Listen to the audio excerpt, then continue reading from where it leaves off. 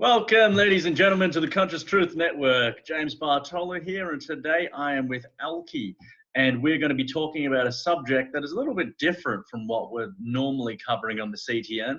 And today's subject is feminism, women's role in society and being powerful figures in today, gender roles, how that affects society, human psychology, and how you are the only one who's in control of your own experience. So we're going to be covering a few different topics. First of all, I just want to say thank you for joining me today, Elke. Much appreciated. And can we get who you are and why do you feel confident to speak on the topic of feminism? Let's go ahead. Hello, thanks for having me. I know this is something a little bit different, I suppose, in a sense to what you normally have on your program. So thanks for trying something a little bit different. Well, I wouldn't say I'm not a feminist expert. I don't even really like to label myself a feminist, to be honest. I used to, but I don't anymore. But obviously, being a female, I suppose I have something valid to say on the topic of being a female in society and what that means. But I spent the large portion of my life, so pretty much from when I was 18, almost 16 to 18, studying in like an ancient yogic tradition, right? So that's where a lot of the background of what I talk about, it comes from that lens and through that experience. So I sort of took myself out of the world a lot for most of my 20s. So I went off and studied in this tradition, went very deep into it, lived in northern Thailand, in the hills of northern Thailand for over 4 years in my mid to late 20s, basically just meditating, studying cosmology, ancient traditions, practicing it, which is the most important thing too, practicing it, understanding the human condition, understanding of, most importantly, myself. So I think... Welcome, ladies and gentlemen, to the Conscious Truth Network. I'm your host, James Bartolo. This channel is dedicated to exposing the evil and corruption in this country, Australia, and across the entire world. The only way we can win this war, and mark my words, we are at war, is if you speak up, my friend.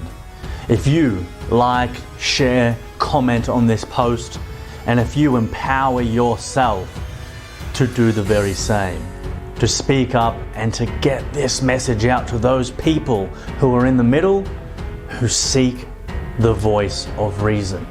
It's time you become that voice of reason. Continue watching and I'll show you how.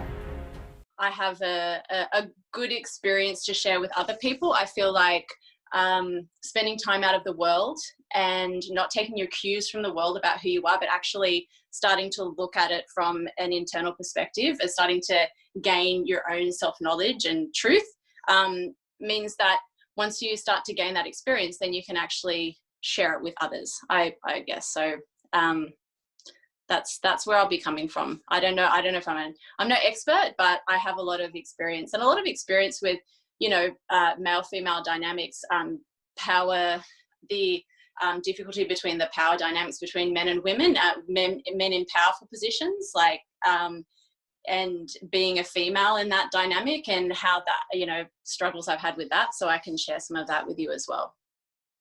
Beautiful. Cool. So you were in Thailand for 4 years. Yeah. Oh, awesome. I love Thailand. Such a great country. I love it there. The people are so beautiful. And I lived on in northern Thailand on a permaculture farm. So it was 11 acres. And when I first lived there, we lived there without electricity or anything. And then slowly we built, bigger structures, got electricity in there. And so we could live but we lived a really basic life. Sometimes I wouldn't get in a car for a week, just sort of just living very, very simply. And, when you live very simply, it gives you a lot of time to reflect. And I think, that's what's, look, there's so many people out there now. This is the problem I have with even being a person talking about this, because I trained my whole life actually to be a Dharma teacher and a yoga teacher, and to share my perspective with others and help others to get some reflection of who they are, right? So I spent my whole life doing that, and then I now completely shied away from it. Like, the only thing I really do now is teach teen girls yoga. I teach in some schools, and I teach in some yoga studios out of schools as well, helping young girls just to have a reference point for what relaxation is, for, you know, letting go of stress and tension in their experience, and, you know, trying to give them a sense of themselves and some confidence and things like that. So that's kind of my focus now. Mm-hmm. Okay, so the burning question for me is, what exactly is feminism? Like, because what I understood about feminism, the feminism that wasn't taken to the extreme, was just women saying, hey, we just want to be equal to men. That's all we want. We want to not be slut shamed for, you know, sleeping with who we want to sleep with. We want, like, you know, equal pay. We want equal opportunity, all that kind of stuff. Just being equal to men. But is that correct in my definition there? Look, in one sense, I think it is. I don't know. I think feminism is just a complete mosh now. Like, I don't really think, you know, you could go on Google and look up a definition of what feminism is, and, like, you know, to be some kind of generic thing along the lines of, like, you know, we want, you know, women who, you know, just want equality and, you know, basic human rights and all this sort of stuff. In this day and age, though, I think it's like, I sort of question what the feminist movement is actually about. When I left Thailand and moved back over here, and I started this organization for girls, Free Girls Yoga, and I was going around teaching and, you know, thinking, oh, girls are, you know, having such a hard time with knowing who they are, and, you know, we really need to go out there and help them, and, you know, and we're so, like, hard done by. And I had that sort of mentality for a while there. That sort of, I think, the general kind of modern feminist mentality that women are still, like, you know, struggling to be heard and struggling to, like, you know, make their place in the world. And I've since really kind of turned back on that whole view of what feminism is. And I sort of wonder, what is it that women want now? Because, you know, we had to struggle. Feminism was, you know, getting the right to vote, being seen as a free and autonomous, independent human being, you know, separate from your husband, being able to own property, you know, being able to then get out in the workplace and, you know, being free and autonomous in that way, to have your own income and all that stuff. So we've fought for all those things. And to be honest, I look at that too. And I look at, like, women, the whole movement and push of feminism in that sort of second wave, or during the first wave too, of, like, wanting to get out and have independence and get into the workplace. And it's like, I don't know how much that has even necessarily done for women, to be honest. And some women might sit there and go, how dare you say that? But but, like, I think women should have the right and freedom to choose their life and what they want to do with it. So I think it's good in that sense. But I think the way that it has maybe taken away from the experience of women being mothers and their role in being at home as well. I think, you know, it's worked sometimes in some ways to, you know, to that, it's sort of been detrimental to that. So I don't really have a perfect definition of what feminism is anymore. I think it's a very loaded kind of term now. I don't even like to use it. And I think really what women want is just to be free to make their own choices, to not be judged for those choices, to not be put in a box and labeled a certain way based on their choices. And, you know, when we talk about equality, I kind of go, oh, like, it's such a weird word in a way, because I don't think women can be exactly equal to men. I don't. No, of course not.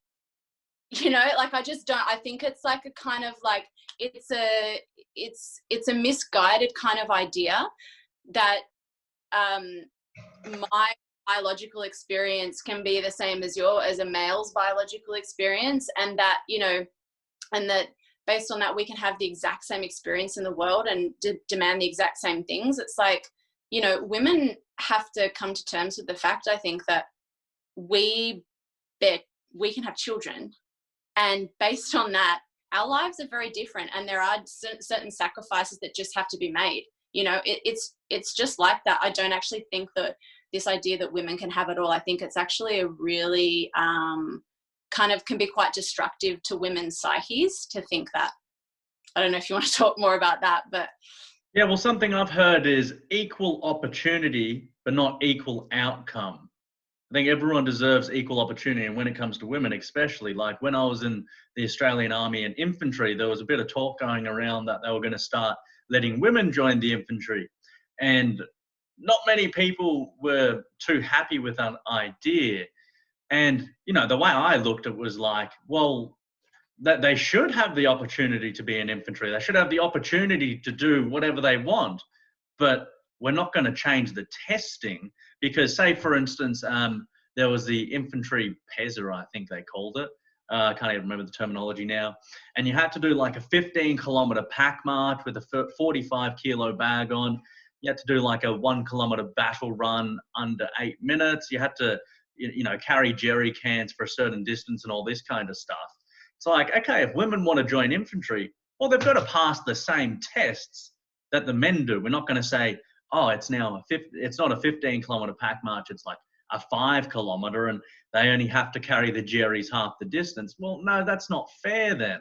That's not fair. It's fair to allow them, hey, if you want to be in infantry, be my guest, but you've got to be at the same standard as everyone else. And so that's where equal opportunity, but not equal outcome. It's just like my view, just treat everyone the same, really. Like, why do you need to differentiate between sex or religion or race or color? It's absolutely ridiculous. And I mean, when it comes down to it, that's all by deliberate design. It's not accidental. But yeah, well, I agree with what you're saying. I think that women should have equal opportunity, and I think that women for the most part do. You know, like so when women are like, feminists are like, you know, we just want to be treated the same as men. I'm like, what do you like? You can try it. You can be a police woman now if you want. You can, or a police person, whatever you want. You can try out for the army. I just tried out for the firefighters. Okay. So why not? So, you know, we're given equal opportunity. The interesting thing you're talking about, though, is that equal, but, you know, we need to have the experience of equal outcome as well. So, like, it's like, I have a story from a friend who actually he's a firefighter now, and we were talking about the job, you know, because I was saying I wanted to try out. And you know, they're taking heaps more women now. And this is the problem. It's like, okay, equal opportunity, but they're actually started in the fire brigade actually having to like fill certain quotas of hiring women. And standards actually dropped. So I know this guy's telling me this story firsthand. He's at his training, doing his training. So they got all the way through the recruitment process, and he's like 6'4" or something, and he's paired with this girl, and he showed me a photo next to her, and she's like tiny, you know, like look like his like daughter or something. And they had to do a drill where, you know, they have like a burning kind of fire, and you have to have a go at pulling each other out. Well, he had his turn, and he didn't have a problem with pulling her out. But when it came to her turn, he like looked at his like, you know, teacher and was like, what do you like, look at us, like, you know, what do you want me to do? And the teacher was like, just you do your go again. Like, she clearly isn't going to be able to pull you out. So it's like, you know, some roles in society, some roles in life are better filled by men. I think women don't like to hear that, but you know, they are. You know, we're biologically different. It makes it makes us different. It's like, you know, I personally, you know, and women can choose now whatever they want, but I personally wouldn't want to go out and do a laboring job. You know, I mean, firefighting could be quite difficult from time to time, but if I actually got into doing that, but I think, you know, I wouldn't want to do like a trade. It's hard work, and men men's bodies, as strong as I am, it's like a man's body is like your endurance and your muscle development, everything. You're better suited to that kind of a job, you know. So I think equal opportunity, great, but yeah, if we want the equal opportunity, we have to be able to, you know, do it to the same standard that's expected, you know, of everybody, right? So Oh, absolutely. yeah. Absolutely, when it comes down to that. Like a couple more examples, because men and women are different, should have equal opportunities, but very different. Men are better at some things, women are better at others. Like, for instance, say in the UFC, like, should a woman be fighting a man? Like, it's not fair. It'd be an interesting match, but depending on the female and how like big she was, but I think all that stuff is crazy, you know. But there's this like wish-washing now of, you know, of everything that's happening with like women, this whole desire of women to, like, this push of women to want to be equal. It's like, it's actually turning backwards on us now though too, where it's like there's a mishmashing of the genders and the gender roles, and then, you know, should women be able to compete with men in sport? It's all just getting like completely kind of misguided and losing its place completely, you know. Well, it's all part of the 1% plan for divide and conquer, and people are so gullible they fall for it, unfortunately. Well, you know, I think that's very true. And I, you know, when I was like in the throes of my of sort of thinking I was a feminist for a while there, I remember someone telling me, oh, well, you know, this is the agenda at play here. Like the thing about this elite group is that they tend to hijack anything that may have a real purpose and a place in the world, and they turn it into something. They basically kind of corrupt it. So it's like, yes, there was a valid reason to have a feminist movement and uprising of women wanting equality and, you know, equal opportunity, but then they ended up turning it into this thing where it was like, you know, well, let's get women into the workforce. I remember someone telling me that, well, now they've got women in the workforce, they've got, you know, all these people that they can now tax. They've taken women out of the home. And some women might have wanted to be out of the home, and that's great, but they've taken women out of the home, and, you know, and it's making for more dysfunctional families, you know, children in daycare, the daycare generation, they call it now, right? And, you know, the psychological issues that come from that with kids when they're left for a certain percentage of time in daycare of the week. I think it's like when they're left for, I think it's something like, I remember Stefan Molyneux listening to him talk about it. I think when they're left for like more than 15 to 20 hours or something a week in daycare, they start actually thinking that they're being abandoned. They're like on a deep psychological level. So you have all these children growing up, you know, with these sorts of, you know, issues. And it's like, so was it, you know, really great?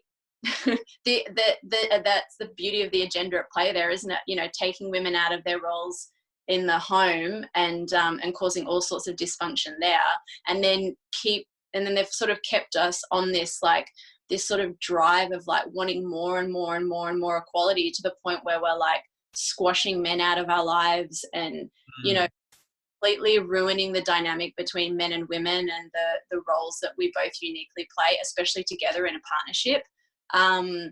It's just I think it's really sad, actually.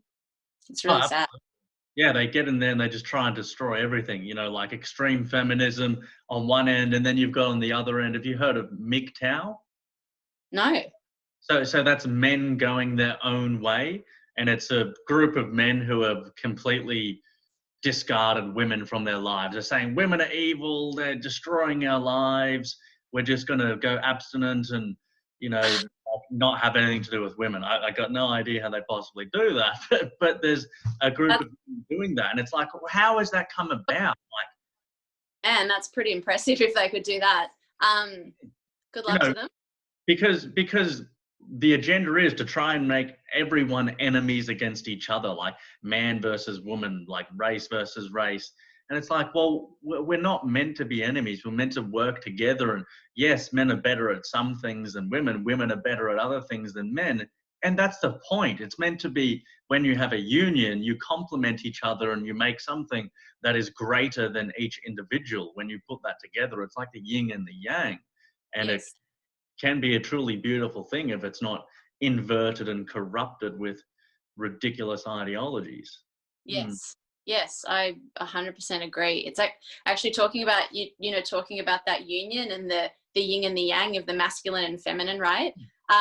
We tend to think of females as like the feminine and males obviously as the masculine. And for the most part, that's true based on our biology. But we actually, on an energetic level, we have both experiences inside of us. Not to sound like I'm talking about androgyny, like weird sort of like genderless experience. I'm not talking about that, but I'm saying, like you have moments where you might be more kind of like sentimental and, maybe like more deeply sort of like emotional as a male and, keying into your feminine side, right? And women have sort of like fire and drive and things that are seen as a more masculine quality. Okay, they both complement each other, neither is better than the other. But I used to listen a lot to this podcast by this lady called Pat Allen. She's a psychologist in the States, and she's like 85 or something, and she's like a total powerhouse. She's awesome to listen to. But she talks about that the masculine and feminine experience, right? And she's basically saying in relationship, she's like, with each other as males and females or whatever we are, she's like, I don't care if it's two women together, two men together, man and a woman, whatever, you have to have the right balance of masculine and feminine in the dynamic, otherwise it doesn't work. And when she talks about it, it's so practical, and you listen to it, so actually really it's helpful information. Anyone that might be like confused in their relationship and how come it's not working, I tell you what, you hear people's experiences, they get up and talk and ask her their advice, for her advice, and she's fascinating and so like straight to the point. So she's saying, like as a woman, if you're a more sort of naturally kind of feminine woman, you need a naturally, you desire, look and seek out that, more kind of like naturally masculine male, right?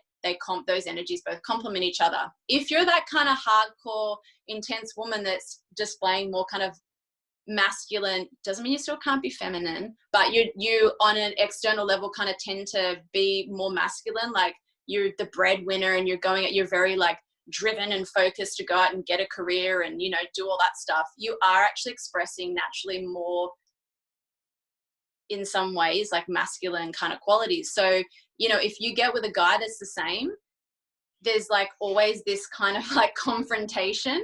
Some people love it, but it doesn't make for like an easy home life. So, it's finding, she's like, then you find the male that's a bit more kind of like chill and, maybe more artistic and creative and that's a nice compliment for each other. So it's another way to think about it too. It's that, it's not that there aren't gender roles, but, there is that sort of like, we both have both, men and women have both experiences in them. So it's like, how much does that masculine come out of you as a woman and how much does the feminine come out of you as a man? You got to know and then find the right partner for you based on that as well. Really fascinating listening. If you're ever interested, look up Pat Allen. It's fun too, because she's like no bullshit kind of 85-year-old that's like got the energy of like a 25-year-old, and she just tells people straight up as it is, straight up, like, no beating around the bush, like what their problems are. I love listening to it. It's so good. Because that's what my teacher was like, which I think develops amazing resilience as a human being when you are given tough love and told, you get what about things about yourself. I think it's like really important because it builds resilience and it builds character. So anyway, she's fascinating. Give her a listen. Yeah, and what you brought up about men and women both having a masculine and feminine side, I still don't think that's common enough knowledge, really, because like men, there's social conditioning that they get shamed if they bring out their feminine side. And what's an example of bringing out their feminine side? I'd say talking more about their emotions, whether it's with friends or family or with their partner, and being able to communicate what they're actually feeling. And men have this social conditioning from childhood around their fathers, around school, around their friends. Oh no, you don't talk about your feelings because that's weak. You got to keep all that in. Why am I saying this? Because I used to be like that when I was younger. It's like, oh, I don't talk about my feelings. That my dad never spoke about that. That's a sign of weakness. Only my mom or women talk about their feelings because that's being vulnerable. That's allowing yourself to be open to attack and to be judged and shamed. But, upon deeper reflection for about 5 minutes, I realized, hold on, if you're not actually confident enough to speak about your emotions, your feelings, that's not a sign of weakness.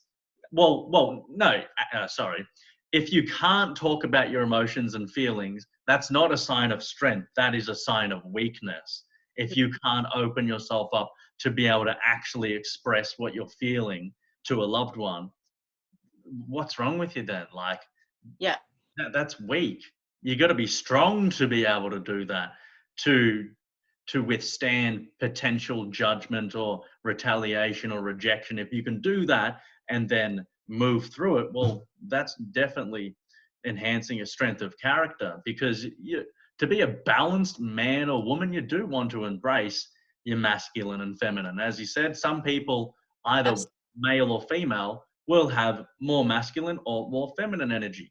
But you just want to find, I think, the balance in yourself that you can feel comfortable with, and that if you've got a partner, she or he is both comfortable with, and that works harmoniously. Yeah. No, I agree. I think the problem for men is that they've seen, there's very intense conditioning from the Australian culture in general for men to don't be a pussy and like all that kind of stuff, right? And so they don't want to talk about their emotions, but it's because they see it as weakness, and you're talking about it as like strength versus weakness, instead of, I think it's like, it's not weakness, it's vulnerability. And it's not weakness, it's vulnerability. And I think men aren't as good at being maybe vulnerable in that way, and we're seeing it as weakness. And this is the problem with, like, when women judge their femininity, they're seeing what they think is, you want to stay at home, or you don't want to do this, or you don't want to go out, you're not career driven, and you're not this. It's like seeing it as a weakness, instead of like the feminine aspect is, it's more vulnerable. And in vulnerability though is openness. So it's like, and sensitivity, and in sensitivity you get deeper interconnected experience. That's why femininity, women in general, can be more empathetic, right? Because they have that naturally in them to be, based on hormones and stuff as well, but they have that ability to be that little bit more vulnerable based on biology, and that creates the experience of, of compassion and interconnectedness and that sort of thing. So men tend to shy away from that vulnerability because they are, built differently. They've got the testosterone. It's like, it's a different experience, but they have to learn to open to that vulnerability, actually, I think, to have the fullest experience of actually, being an empowered male as well. Yeah, absolutely. Okay, so what about a little bit about gender and gender roles, and what's happening with gender at the moment in the world, and how that's affecting us? Oh, isn't it a mess? I just like, I like, you read articles all the time. We just touched on it before, but like this losing gender thing that's happening, and like in sports and all sorts of stuff, and and how it's backfiring now on women. It's like, I'm a professional athlete that trains my whole life as a female to compete at the top level, and then I have men who identify as women now. Anyway, like, to each their own, like, whatever your sexual orientation or your own experience of yourself is, that's fine. But there's definitely been this push towards mishmashing the genders and saying that there is no such thing as gender and there's no such thing as gender roles. And that is like basically teaching people, and especially when you pump it into children. And I've got an 8-year-old daughter, so I'm like always having to like instill this stuff in her when she gets home from school. But it's teaching like, what do you call it? Like, it's teaching kids to be like mentally unstable, mentally and emotionally like messed up, I think. And it's making our culture messed up as well. It's like denying your basic biology is denying your body. And if you deny your body, you have no sense of self. If you have no sense of self, you're just in this open, porous thing that can be completely manipulated. So, you know, obviously the whole point of the agenda, but it's really disturbing to watch, and especially how it's being done to our children. You know, you hear all the horror stories all over of like, you know, parents who have split up, and the mom is like, you know, the child said once, oh mummy, like I want to be a boy when they're a girl, which kids can do at any age. Like they can play around like that at any age, you know. It could be a game for them. You don't know. Like they're little, and they're so open to everything at that age. You've got to just like give things time. And these mums are like putting them on hormone replacement therapy, and you know, it's like it's really, really disturbing. So when you mess deeply with a person's biology, but it's not just like their idea of their biology and who they are, but it's their sexuality. So the way that you can control people the easiest is if you mess with their sexual energy, their sexuality. So, and their ideas about sexuality and what that means to them. So, you know, in the study that I've done and the traditions I've studied in, when you talk about sexual energy, it's basically your life force energy. It's your whole drive and reason for being. It's your passion, it's your drive, it's everything. It's like why you're alive. That doesn't mean you have to be, I'm not saying that, it doesn't mean you're walking around like this like sexual deviant. I mean, it's the jetpack power of like your humanity, of your life, okay? It's your life force energy. So when you like mess up and screw up a person's sexuality, when you abuse them sexually, when you psychologically and like keep imprinting in them that their sexuality is bad, or that it doesn't exist, or you know that you're a female but you know you don't really, you know, you can't be sexual, or you know you shouldn't like men or women. When you're like really confusing people about their sexuality, you're confusing them on such a fundamental level of who they are that it causes like really deep psychological issues, and that person can never ever ever gain a true empowered sense of who they are, because the base energy of their being is being completely destroyed. Their whole understanding of an experience of it is so confused. When you confuse people, confusion just like allows anything in then, you know. So I see it as like a major problem. And you know, this idea that we can't have gender roles anymore, again, it goes back to that, well, women want equal opportunity, but like how much are we as women now being conditioned with this idea? Like you've got to really look deeper in yourself and your motivations for things. And I think, how much are we being conditioned to like, well, I want to be the Miss Independent, you know, I want to buy my own shoes and all this kind of stuff. I want, you know, my own monies to be able to go and do all my stuff. Like all that stuff is like, well, great. That's fine. That's great. I think independence is important, you know, but that came from a place where it was like women were at home and the men controlled all the money. The women had no ability to say or do anything about the, you know, oh, well, honey, you make the money, and he just made all the decisions, bought whatever. Women had no role, like no say, right? So it's come out of that. But now men go out and might, you know, make money, and women are very, very okay with spending it and like, and deciding what should be done with it, you know. We sort of like, I think we've been very, very sort of conditioned as women to, I don't know, think that like we need to go out and do it all like men. If you want to, by all means do it. But if you don't, that is like completely okay as well. I think the idea of staying at home and raising children, it is kind of frowned upon, and we're really put in this position as women now where this idea, I mentioned it earlier, like you can do it all. You can be the mom and the entrepreneur and the, you know, some women have made really good livings doing that from home and, you know, raising 3 children and having the online business and stuff, and good for them. But, you know, for the most part, when you're trying to go out and be a career focused and driven woman and you're trying to raise children, I think something suffers.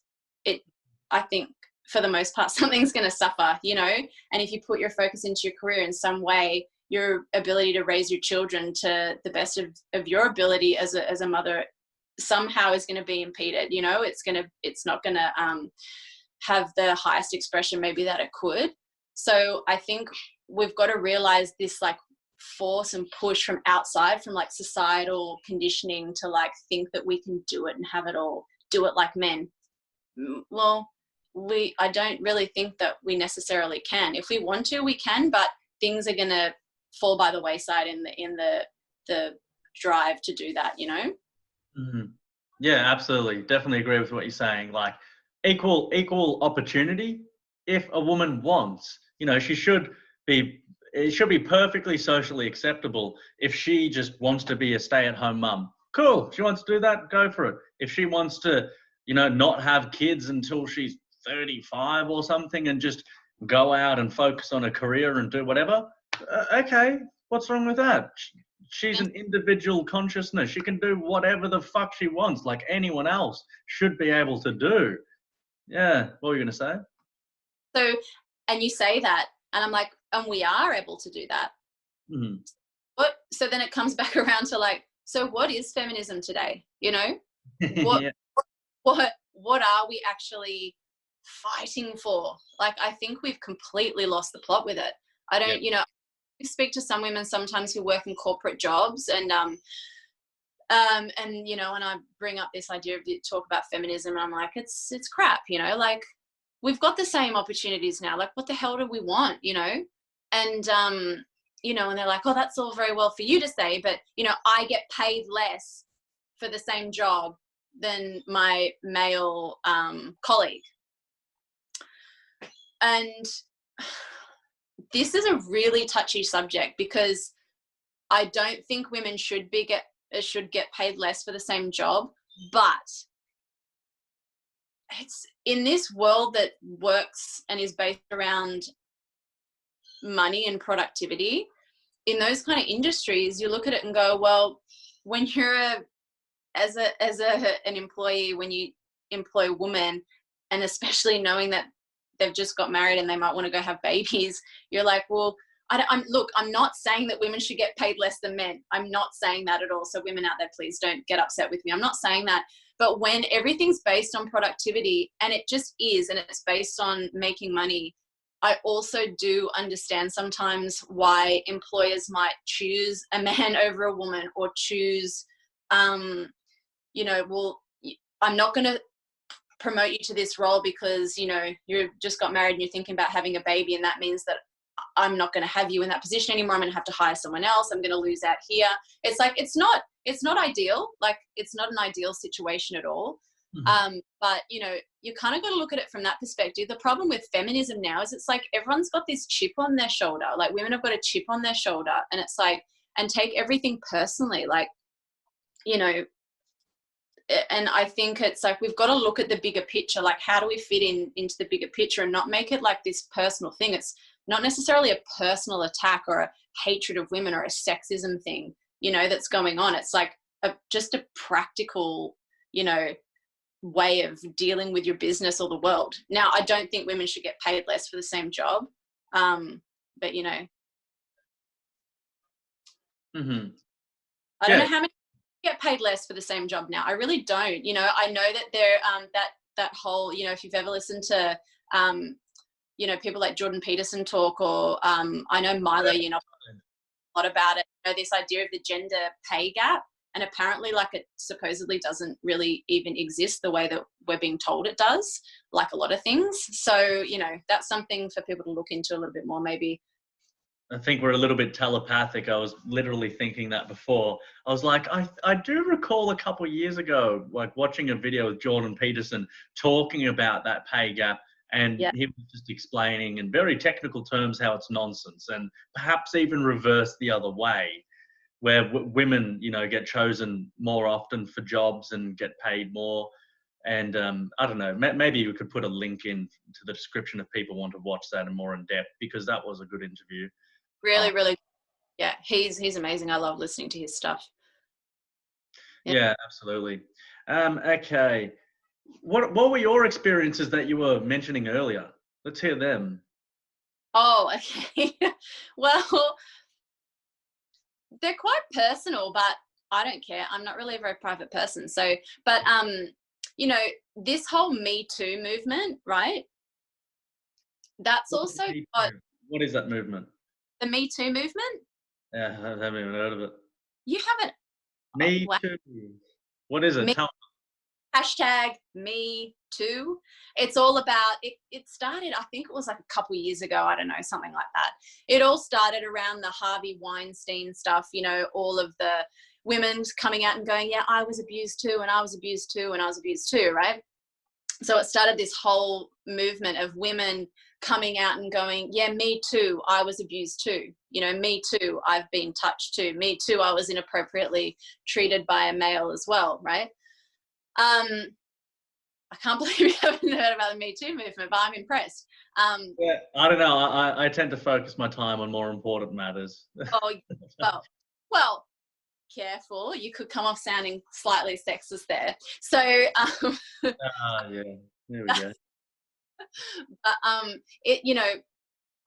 this whole sort of movement towards women coming out and talking about their experiences about basically being, unfairly treated because of being female, being taken advantage of sexually, being taken, advantage of their sexuality, being taken advantage of by men in positions of power. Now, this is like gone on forever, right? This has gone on forever.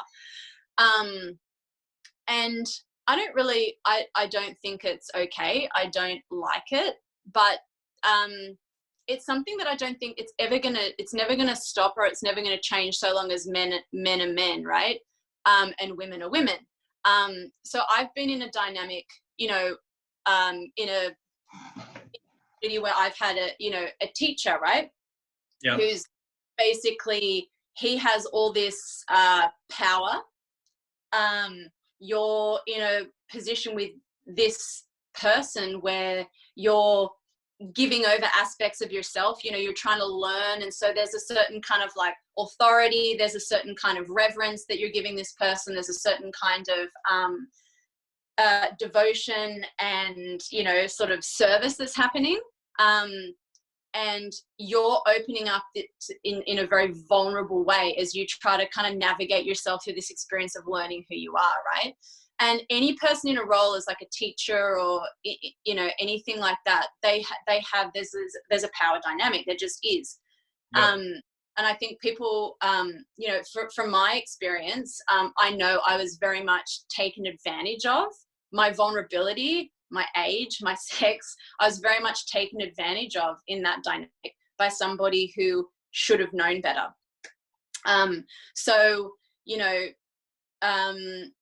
But it's like the thing is, like, these things happen. I'm not saying that they're okay by any means, but it's like when you're taken advantage of as a woman, I think if you don't have a strong sense of who you are and a strong sense of self, and a strong character, it depends on how you're taken advantage of. Like, being raped is one thing, and that's really, really, like, that can really psychologically disturb you, and that's really horrible. But when you're taken advantage of, your sexuality and things are taken advantage of in a certain way based on that power dynamic, it's like, and if you're doing things consensually, I don't think, and then women turn around and say, oh, well, that wasn't right. Well, no, it wasn't right, but power dynamics are a really difficult thing to navigate yourself through. And I don't like, so it's a really hard topic to sort of like talk at, but yeah, I think women, I don't think women should ever be taken advantage of sexually. I don't. But I also think that, we're told now as well, like, like, look, women are beautiful. Men admire women. Like, women have always through the centuries been seen like as these, women are beautiful. Like, women are gorgeous. I'm a woman and I love looking at women. I think women are beautiful, you know? So I get, like, as a male, I get this, like, women are beautiful. They want to be admired. Men want to admire them, right? There is this certain dynamic that goes on like that you can't deny, okay? There's between the sexes, all right? And I think, you know, our sexuality and being a bit more vulnerable as women, we can get taken advantage of sexually. But this whole idea of this Me Too movement is that, like, every woman that got, like, wolf whistled down the street is coming out saying, you know, oh, me too. It's like, me too, I was, like, somehow abused too. And it's like, some women have been abused. Some women have been in difficult power dynamics where their sexuality has been taken advantage of, and that's also not okay. And then there's women that are just like, oh, a man was being a man and I got offended by it, and that has to go. Like, that, there's no place for that. It's like, a man wolf whistled me on the street because he thought my bum was nice, right? And, like, I take offense to that. That's just, I don't know, like, as a woman, you got to ask yourself, do you want to appear as attractive in the world? And if you want to appear as attractive to the opposite sex, or the whatever sex you want to admire you, but we're talking about males and females here in this particular example. It's like, if you want to appear attractive and a man comes out and shows that he's attracted to you, I mean, it shouldn't be done in a derogatory way, but it's like, if a man shows that, try not to have a chip. Why do women have a chip on their shoulder about it? Do you know, like, oh, he whistled at me, or he looked at me and said, hey, baby, out the car window. And you're like, oh, what a prick. How doesn't he know that I'm an empowered female? It's like, why are you taking such offense to a man finding you attractive? Like, he's not taking advantage of you. He's not abusing you. He's being he's just like, his deepest biological urge is just coming out in that moment, and he's appreciating who you are. So no, I don't agree in any way, shape or form with women ever being sexually abused. It chills me to the bone, and I hate the fact that women have been taken advantage of sexually or abused in any way sexually. Men, because it doesn't just happen to men. It doesn't just happen to women. Like, I know men personally that have been raped. Like, it's not just a thing that happens to females, it's men and women. And sexual abuse against men or women is not okay. If someone's not comfortable and they're not consenting and they're totally not in their comfort zone, well, then that's not okay. But, like, with the wolf whistling, it's like, you know, he could have gone about it a different way. But if that happens, it's like, so what?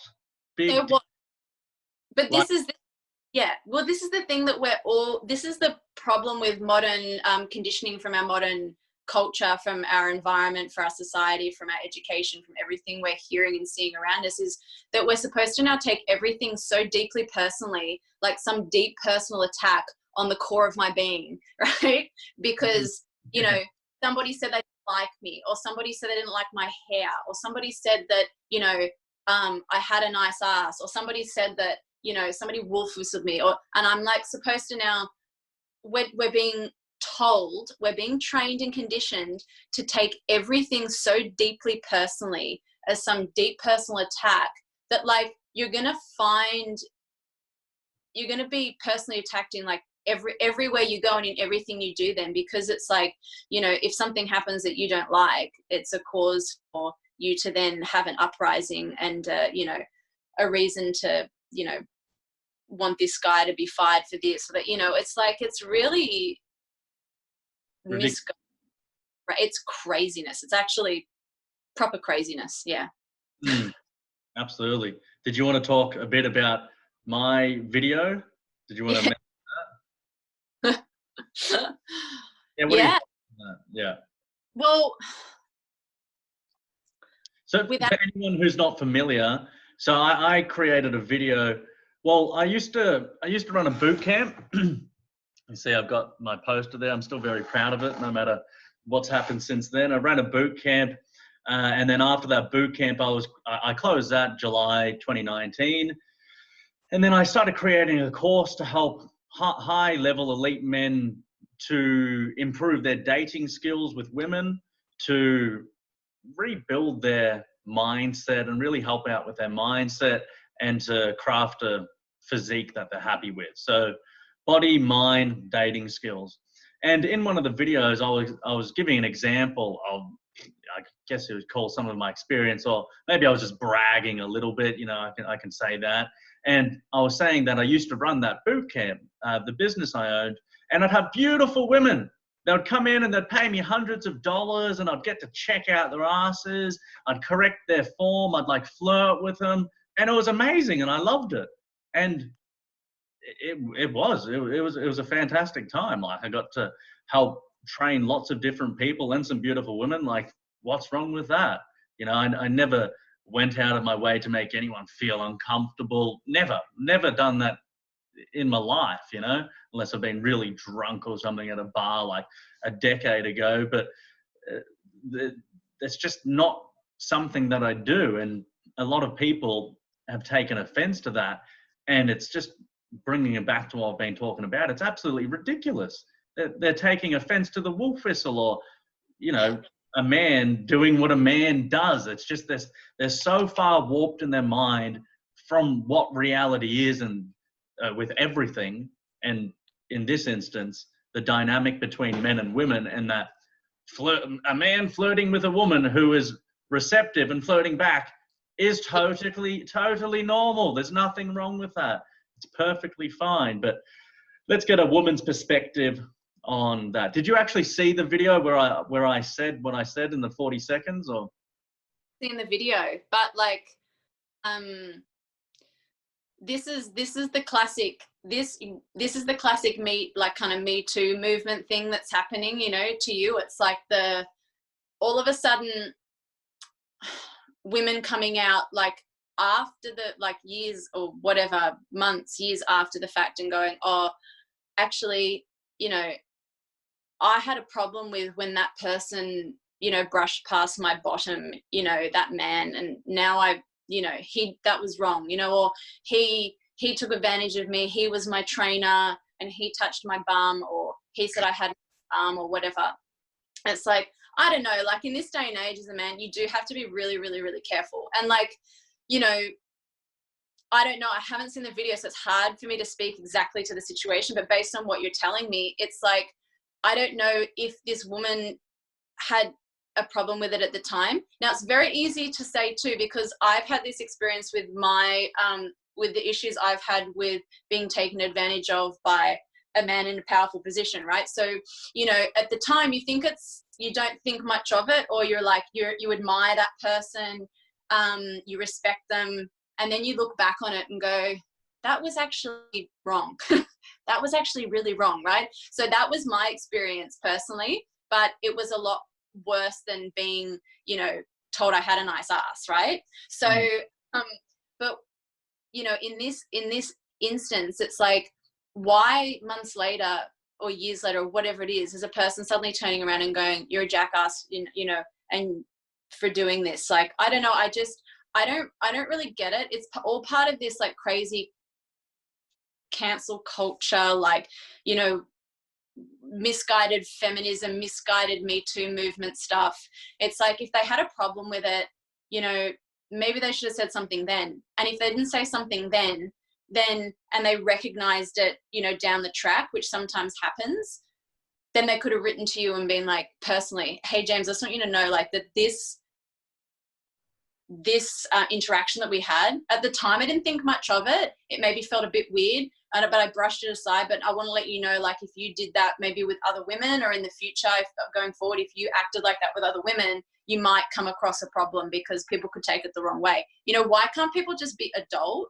You know, they have to lash out, you know, and make something. It's this like drama culture, like making everything, you know, this huge drama. Like, well, actually, I was so offended by it, and actually, you know, it's the over emoting and the drama. It's like, and I was actually really just, and you're a bastard for doing it. And everyone jumping on the bandwagon and having a problem with it too. And it's just like, you know, really the issue is between you and that particular person or persons, if there are persons, you know, it's like, let them come to you and you know, it's what I did in my situation. I actually handled it like an adult. And after many years, I realized this is the difference too. It's the taking things personally, and it's like, how do you take on experiences in your life? Now, I'm not talking about like violent, like assaults and rapes and things like that. That's a whole other category. But when you're sexually mistreated or taken advantage of in certain ways as a woman, it's like,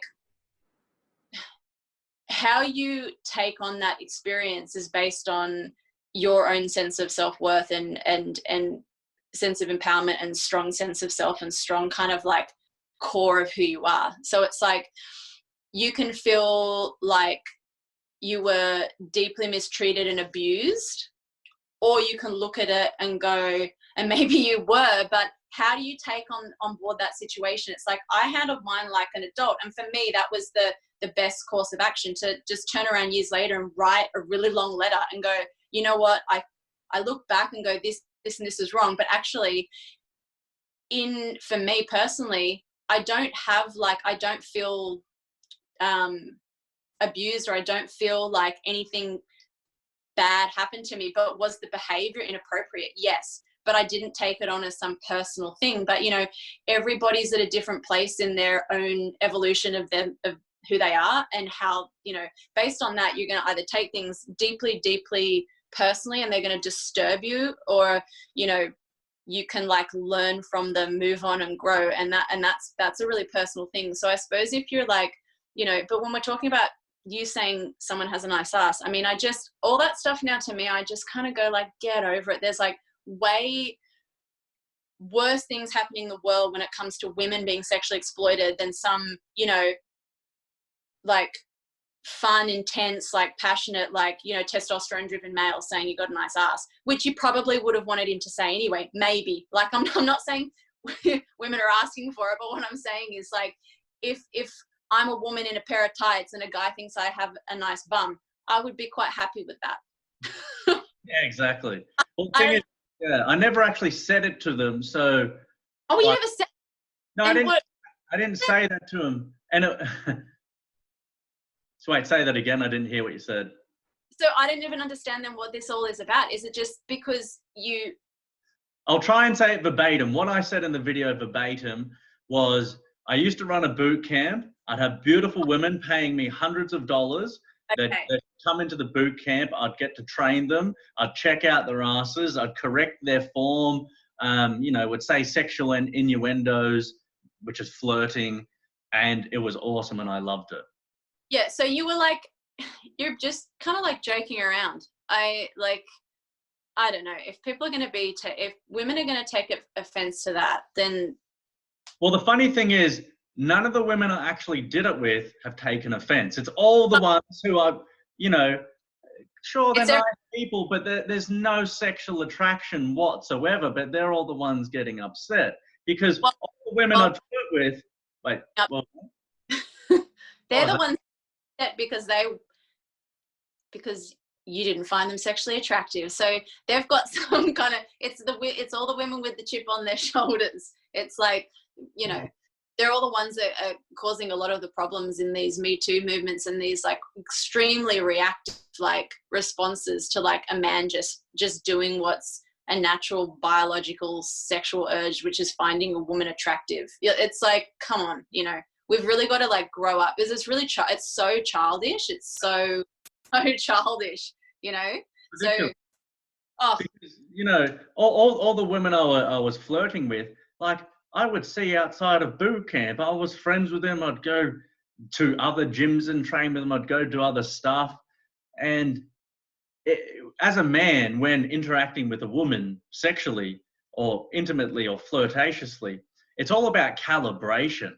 Like, you want to be able to calibrate and be able to detect her body language, her voice, her tone, everything, to know, is what I'm doing receptive? Is the way I'm looking at her, is the way I'm smiling, I'm laughing, I'm joking around, I'm teasing, maybe touching her to correct her form does she, like, if she's doing a squat wrong and I put my hands on her hips to move her hips, like, is she okay with that? And you can tell from energetically, you can feel it, you can see it in her eyes, you can see it in her facial expression, in her body language. If she's not okay with that, oh, you pick that up in an instant. You'd be like, oh, maybe I won't, you know, be so hands-on anymore. I'll just tell her what to do. But if you're, you know, a female is squatting and you move her hips, boom, and she's perfectly fine with it, still smiling, still happy, well, cool. There's nothing wrong with that. It's okay.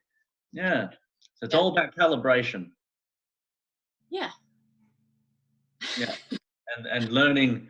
I think you need to sweep that whole thing under the rug and forget about that, because it's a little bit, it's just with everything that's going on. And the last thing that we need to be worrying about right now is, like, you know, you finding women attractive and maybe flirting with a couple of women in your training thing that were like equally as happy to have you, probably flirting with them, you know, so it's. Yeah, the thing which has disturbed me the most is that there were ex-clients who I was close with who have found this to be a huge deal. And that's what I'm just struggling to understand. It's like, there was even a lady there, I classified as like a sister. And, you know, we did other things like extracurricular activities, Spartan and Tough Mudder and stuff, and extra boxing and all this. And now she's saying she's extremely uncomfortable and upset with this. And I'm like, I just don't get it. Like, unless what would make sense is if there's one of these Me Too people who's just influencing everyone else and making them all, you know, putting them all into an altered state of madness. But as you said, it is ridiculous to continue talking about something so insignificant. It's crazy. It's crazy. But, you know, this is the thing, and it's happening in everything, not just like your situation, but people's own, what's happening is people's own inadequacies, people's own deeper desire to be a good person, but they don't, maybe they believe that they are. They haven't contacted that place within them to know that they are a good person, whatever their insecure, you know, they're acting out of their insecurities. So people's desire is to be seen, and to be seen to be a good person, and to be seen on the outside to be a good, righteous person. They feel like that reflects back, and it's going to somehow give them a stronger sense of them being a good, righteous person from the inside.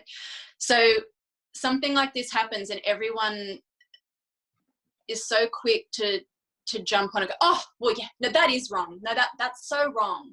And I just have to say that, you know, I am disappointed because this person could have been hurt and you might have done this. And it's like, hang on a minute, like, you didn't have a problem with it, or who are you? Or, you know, and it's like, but everyone wants to jump on because it's like a absolutely immediate response for them to put themselves out there to be seen as a good person, because deep down they don't know that they are, and they don't feel that they are. It's like, this is what everything in the cancel culture and everything now is like hindering on and playing on, is people's deep lack of sense of self and deep insecurities. This is what the whole virtue signaling, you know, movement and politically correct movement, PC movement, the, you know, the social justice, it's what it's all about. It's like, it's good to stand up for a cause, but when you're one of these people that's just so knee-jerk reaction to every single little thing that happens, someone getting offended by this and someone getting offended by that, and you're one of those kind of like social justice warrior people, I'd like to like ask every one of those people, like, well, they probably would say the opposite, but I would bet most of those people are some of the most like deeply psychologically disturbed or deeply wounded people that you'll meet. I'm not quite comfortable and in saying that. Maybe deeply psychologically disturbed, and it is maybe a strong way of saying it, but they've all got insecurities and things going on that they can't come to terms with, and so they have to like put the idea of being a good person on the outside to try to reflect back some sense of them being a good person to themselves. It's all for self-gratification at the end of the day, because they feel unworthy, and it's like, and because we're breeding that in our culture, there's just so many people out there, because we're attacking people's sexuality. We're making them confused about their gender. We're making them confused about their sexuality. We're turning men against women. We're making women despise men and all this stuff. And we're attacking people's sexuality. We're confusing them that way. So we're telling them that they don't have these natural biological urges, and that their natural biological urges aren't okay, and all this sort of stuff. Then you're like just making people these like confused, porous messes, you know? It is, if you attack their biological experience in their body, they have no sense of who they are. When someone has no sense of who they are, they have to keep getting it from the outside. And, you know, this is that like classic, you know, this all comes down to, actually, I've been listening a lot to this really cool channel on YouTube. Maybe we can put a link in there. It's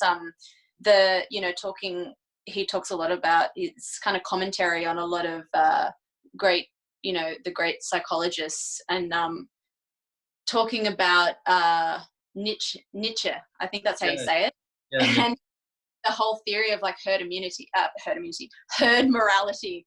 Forget that doesn't exist, but herd morality, right? So, and I was listening to a great talk on that today. So everyone's like, you know, I don't want it to sound like nasty, but the lowest common denominator people, like less intelligent, more fearful, naturally fearful, less psychologically whole.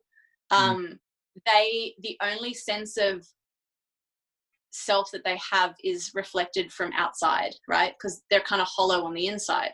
So when you're hollow on the inside, you got to look outside, and you look to what the outside is telling you to do and be. And you know, so it's this whole herd morality thing that's going on now in the world. This like, you should wear a mask, and if you don't wear a mask, you're bad and you're hurting other people, and all this stuff that's going on. It's like, it's deeply disturbing. It's like, but everybody wants to go along with it because it's giving them a sense of who they are, and it's giving them that sense of like, I'm a good person.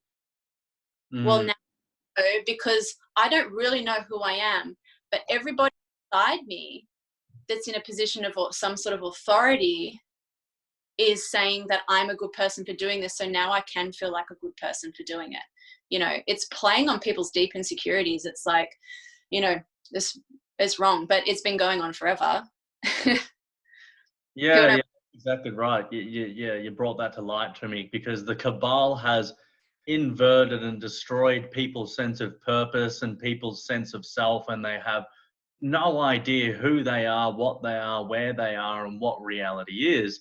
But there's still that fundamental desire to do good, to gain some kind of purpose, because a lot of us gain a purpose when we feel like we're doing good. But their ideas of good and bad, right and wrong have been totally inverted. So they now think doing the wrong thing is doing the right thing, and doing the right thing is doing the wrong thing. And we're not saying they're deeply psychologically disturbed to insult them. I know that's not what you're meaning.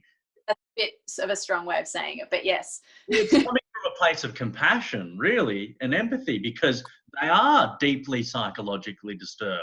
And, you know, I think all of us have been deeply psychologically disturbed at one point in our lives. And I know I have, but we come through that. We learn from it. The thing is, we don't stay in that position. We move through it and we grow. I don't know if you can relate to that. Yeah, for sure. The thing I think that's important for people to realize though too is like people there's like different types of people in the world. And again, the elite know this. They play on this. I mean, this has been in our culture. There's been different class systems forever.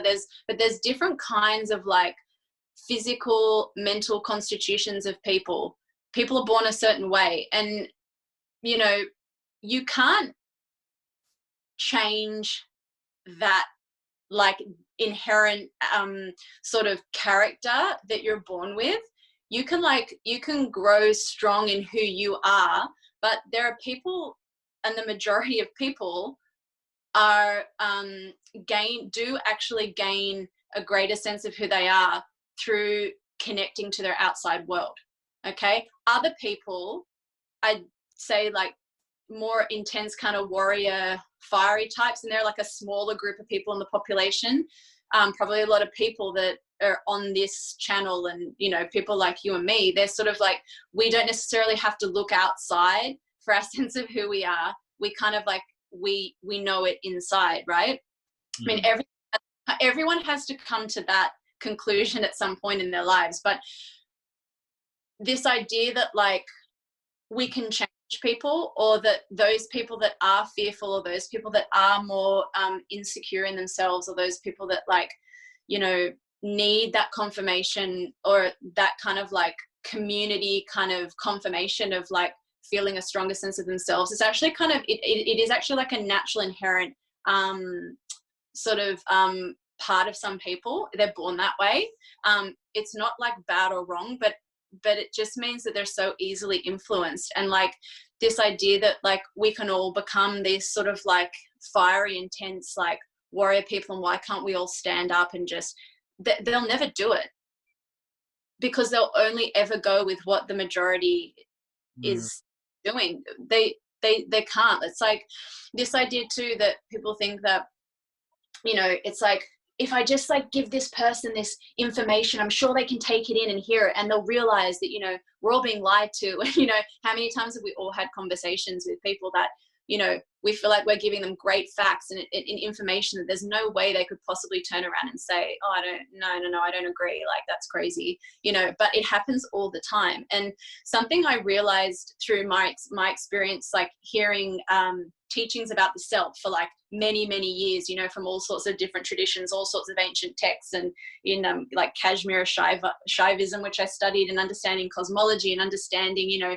the self and the journey of the self from ignorance to enlightenment, or whatever you want to call it, the fullest expression of self. So I've been bombarded with these teachings for like, you know, over 12 years. I would sit every day and hear these teachings, someone just telling me about like, this is how you recognize who you are. This is how you recognize who you are. This is how you recognize who you are. And I mean, I tell you, I've had them for years, and this, you kind of go on an intellectual level, you go, yeah, totally get it. Yeah.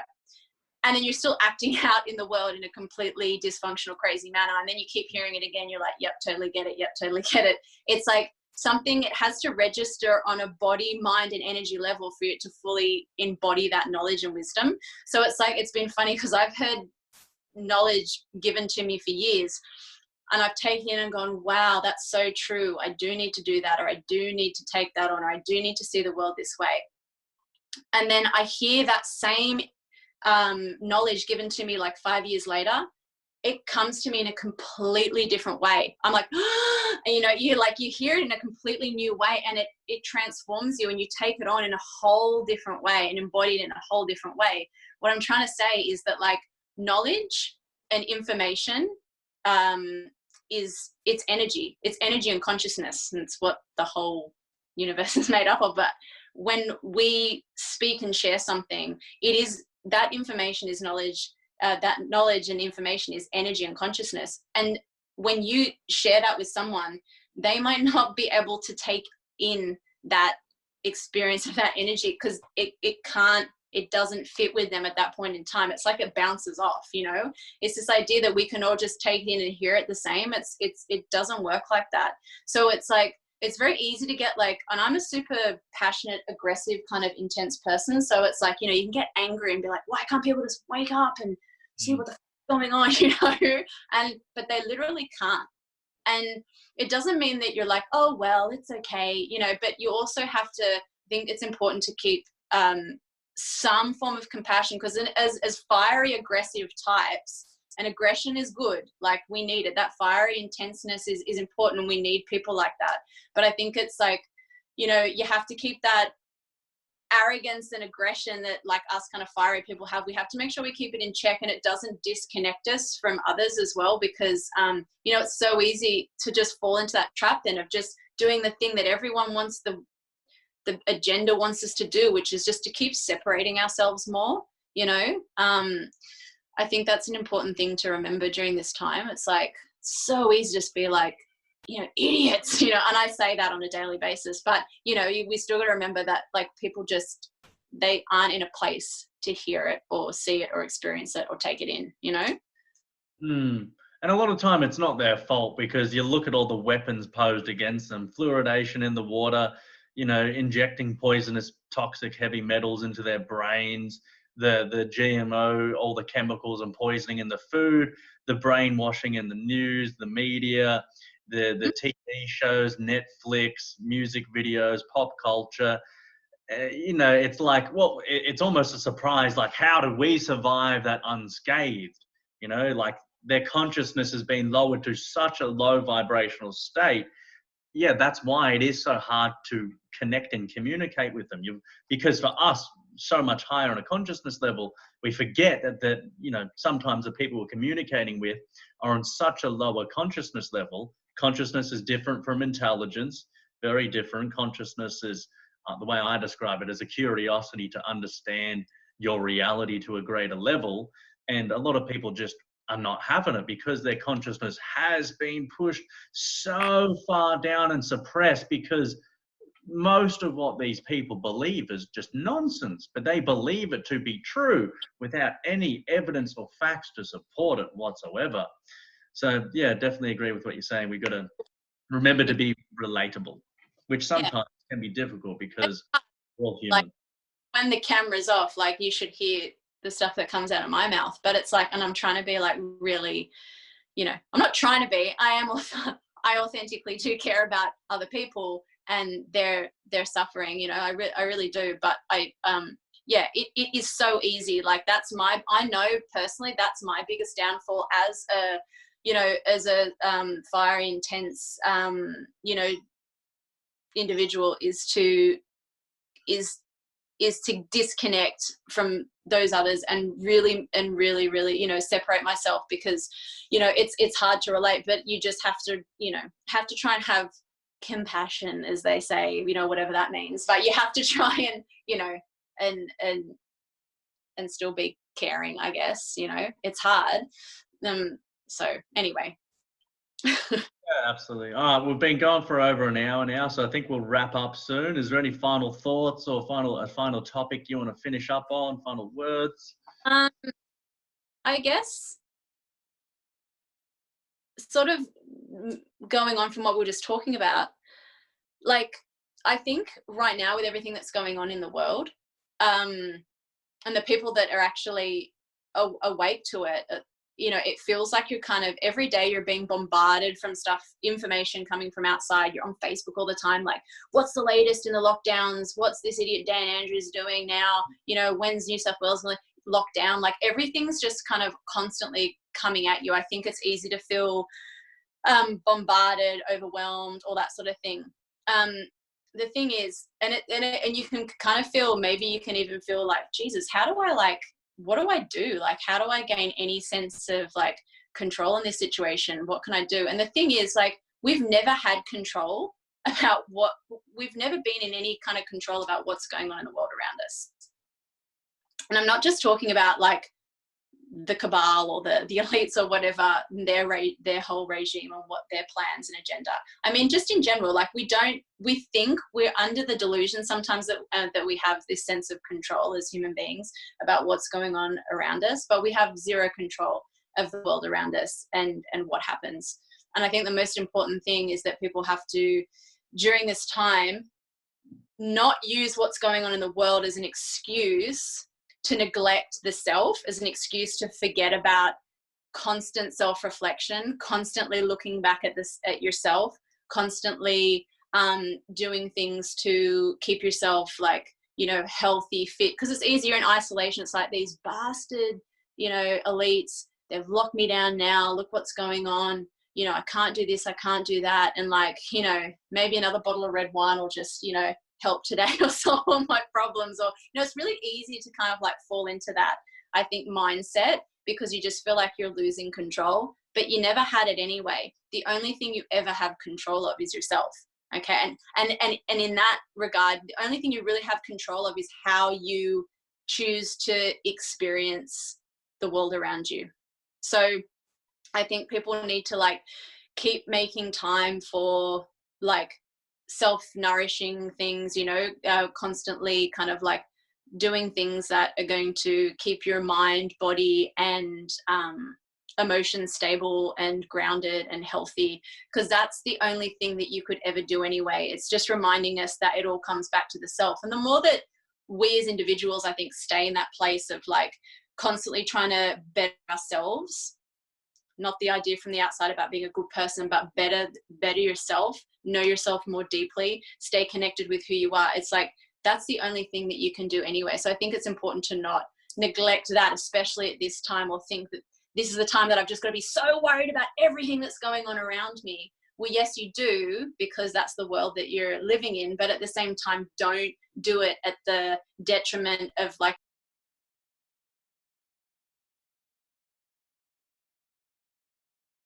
Hello again, my fellow lions and lionesses. I hope you enjoyed that video. But now it's up to you to spread this message. Like, share, comment, subscribe, whatever you need to do to spread this message far and wide. And if you would like to support the cause, then please consider donating via the link in the description. Thank you again for watching, and I'll see you next time.